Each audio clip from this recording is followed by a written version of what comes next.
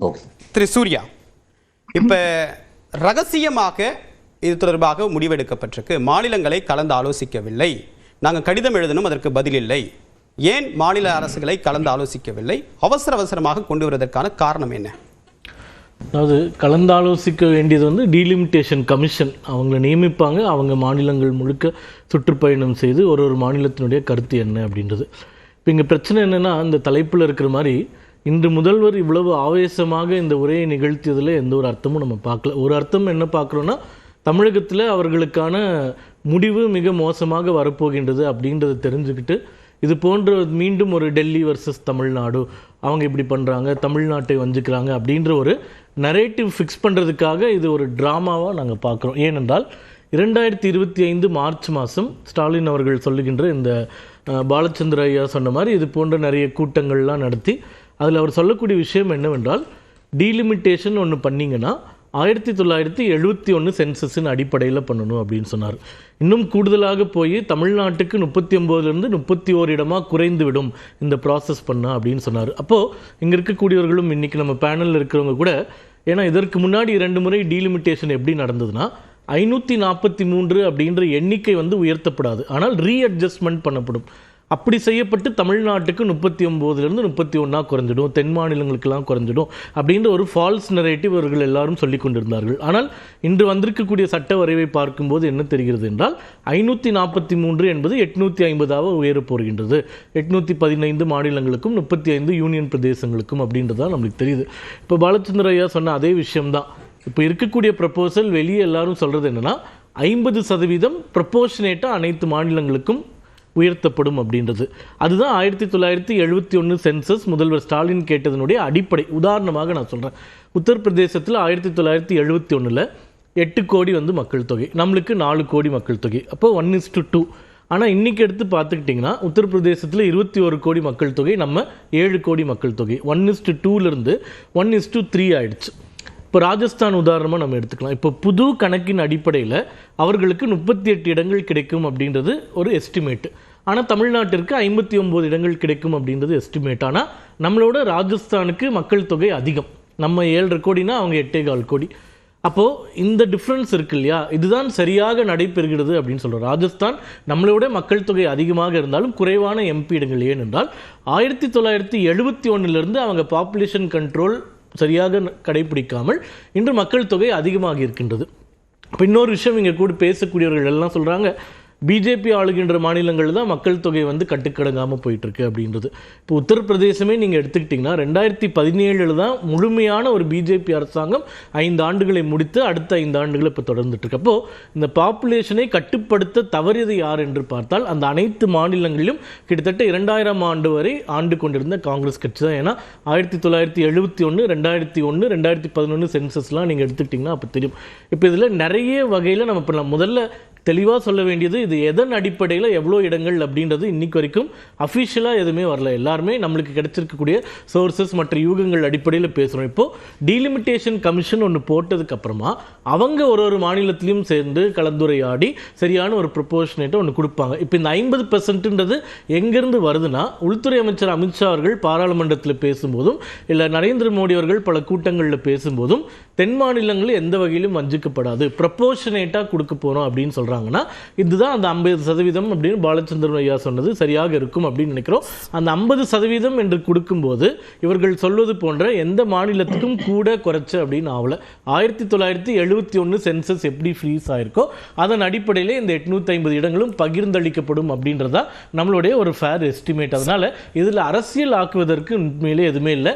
இன்னொன்று, அரசியல் ஆக்கணும்னா அவங்க டீலிமிட்டேஷன் கமிஷன் வந்து இதன் அடிப்படையில் நாங்கள் இப்படி பண்ண போகிறோம் அப்படின்னு சொன்னதுக்கப்புறமா அதற்கு எதிரான வாதங்களை வைப்பது சரியாக இருக்கும். அது செய்வதற்கு முன்னாடியே இப்போ எப்படி சிஏஏ வந்துடுச்சுன்னா இஸ்லாமியர்களுக்கு குடியுரிமை பறி போய்விடும் அப்படின்னு திமுகவினர் பிரச்சாரம் செய்தது போல டீலிமிட்டேஷன் குறித்தும் பல தவறான பிரச்சாரங்களை செய்கிறார்கள். நிச்சயமாக அதனுடைய தெளிவு கிடைத்தவுடன் அவர்கள் வாதங்களை வைத்தால் மறுவாதம் செய்வதற்கு வசதியாக இருக்கும். 2011 சென்சஸின் அடிப்படையில் தான் ஃபினான்ஸ் கமிஷன் கொண்டு வந்தாங்க. ஃபினான்ஸ் கமிஷன் வந்து இங்கே எல்லாமே பார்த்துட்டு டேர்ம்ஸ் ஆஃப் ரெஃபரன்ஸ் 2011 தான் எடுத்தாங்க. ஆனால் அதற்கு முன்னதாக இருந்த டேர்ம்ஸ் ஆஃப் ரெஃபரன்ஸ் எடுத்திருந்தா தமிழ்நாட்டுக்கு கூடுதலான ஒரு வாய்ப்பு இருந்தது. 2011 எடுத்தீங்க, அது தமிழ்நாட்டுக்கு பாதகமாக இருந்ததுன்னு ஒரு எக்ஸாம்பிளில் சொல்கிறேன். அதே மாதிரி இப்போ நீங்கள் 50 விழுக்காடு ஏற்றுனீங்க அப்படின்னா மற்ற மாநிலங்கள் தென்னிந்தியாவில் 200க்குள்ளே தான் எண்ணிக்கை அதிகரிக்கும். ஆனால் நார்த் இந்தியாவில் 620 வரைக்கும் உயர வாய்ப்பு இருக்குது.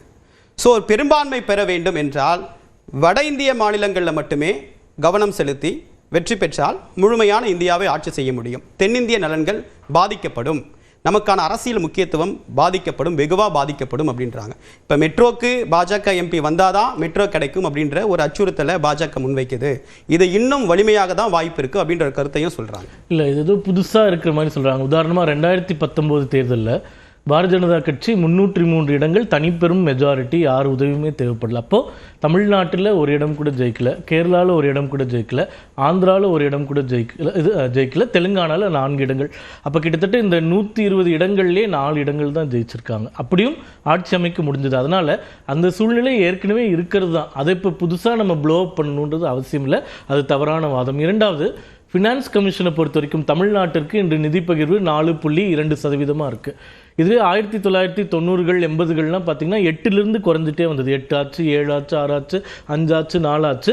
அதற்கு இது கண்டினியூஸ் ப்ராசஸ். அந்த காலங்களிலிருந்து அமைக்கப்பட்ட அரசாங்கங்கள் ஒவ்வொரு முறை ஒரு விஷயத்தை கடைபிடித்தார்கள். இப்போ நம்ம வந்த உடனே அது சீர் செய்ய வேண்டும் என்பதற்காக முதல்ல வெறும் மக்கள் தொகை அடிப்படையில் ஃபினான்ஸ் கமிஷனில் நிதி கொடுக்கப்பட்டிருந்தது. இப்போ நம்ம புது விஷயங்கள் நிறைய கொண்டு வந்திருக்கோம். உதாரணமாக காடுகளின் பரப்பளவு எவ்வளோ, கான்ட்ரிபியூஷன் டு ஜிடிபி எவ்வளோ, இப்படின்றத ஒரு திட்டத்தை மாற்றியதனால் இந்த நிதி கமிஷனில் கடந்த 3 நிதி கமிஷனில் இல்லாத அளவில் தென் மாநிலங்களுக்கு சற்றேறக்குரிய கூடுதல் நிதி அளிக்கப்பட்டுள்ளது.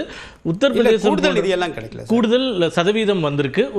கர்நாடகா, கேரளாலாம் பார்த்தீங்கன்னா நம்மளுக்கு ரொம்ப சொற்பமாக 0.1% அந்த மாதிரி தான்.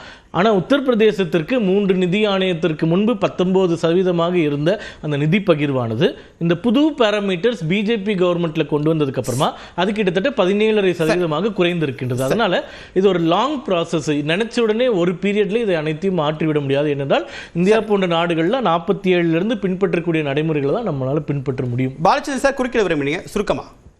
ஒரே ஒரு நிமிஷம். டாக்டர் சூர்யா சொன்னதுல ஒரு சின்ன தவறு இருக்கு. இந்த கலந்து ஆலோசிக்க வேண்டியது டீலிமிட்டேஷன் கமிஷன், அவங்க கலந்து ஆலோசிப்பாங்க அதை கான்ஸ்டியூட் பண்ணதுக்கு அப்புறம் சொல்றாரு.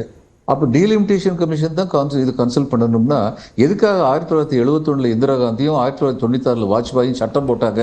டீலிமிட்டேஷன் கமிஷன் வேலையே இவ்வளவுதான், நீங்கள் 542க்கு மேலே பார்லிமெண்ட் கான்ஸ்டியூன்சியை கூட்டக்கூடாதுன்னு முதல்ல ஏன் சட்டம் போட்டாங்க? டீலிமிட்டேஷன் கமிஷன் விட்டாங்களா? அதனால இது ஒரு தவறான ஆர்குமெண்ட். இது மெயின் இஷ்யூல டைவர்ட் பண்ற ஒரு argument. That's very unfortunate. Doctor Surya is a very educated person. He knows what he is talking about. இன்னொன்று என்னன்னா, அடிப்படை கேள்விக்கு அவர் பதில் சொல்லல. அடிப்படை கேள்வி என்ன?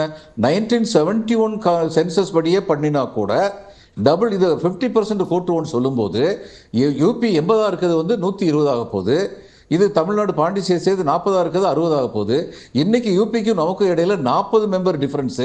இவங்க 50% 1971 பேசிஸில் கூட்டினாங்கன்னா அந்நேரம் அவங்களுக்கு நமக்கு இடையில உள்ளது 60 சீட்டு டிஃபரன்ஸு. இவர் நெறியாளரே சொன்னீங்க, நம்ம சவுத்து எல்லாம் சேர்ந்து 200க்குள்ளே தான் வரும், அவங்களுக்கு 600 சீட்டுக்கு மேலே போகணும்.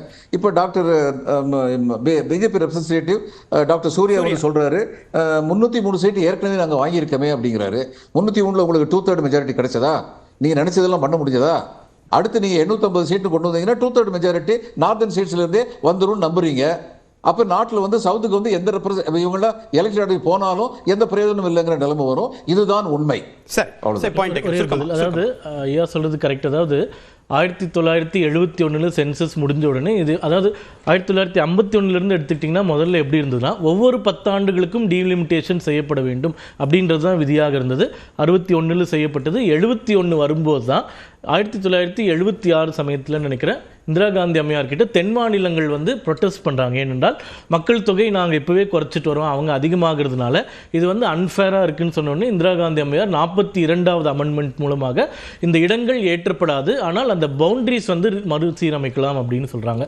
அப்போ 76லேருந்து 25 வருடம் வரும்போது 2001ஆம் ஆண்டு அப்போ பிஜேபி அரசாங்கம், வாஜ்பாய் அரசாங்கம் இருக்கும்போது இதை மீண்டும் கொண்டு வரலான்னு சொல்லும்போது அவரும் அதே முடிவை எடுக்கிறார். அதாவது அடுத்த 25 ஆண்டுகளுக்கு நாங்கள் இதை அப்படியே ஃப்ரீஸ் பண்ணுறோம் அப்படின்றார். இப்போ ஒரே நிமிஷம், 71 60 கோடி மக்கள் தொகைன்னு வச்சுக்கலாம் உதாரணமாக.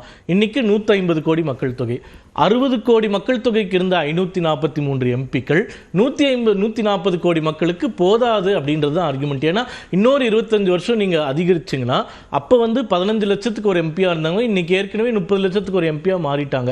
அடுத்த 25 ஆண்டுகளில் 50 லட்சத்துக்கு ஒரு எம்பின்றப்போ அது நிர்வாக சிக்கலுக்கு வழிவகுன்றதுனால தான் இந்த எம்பிக்களை அதிகரிக்க வேண்டும் என்கிற நடவடிக்கையை சரியாக 2001 25 ஆண்டுன்னு சொன்னது 2026 இந்த நடவடிக்கைகளை நாங்கள் எடுக்கிறோம். திருமதி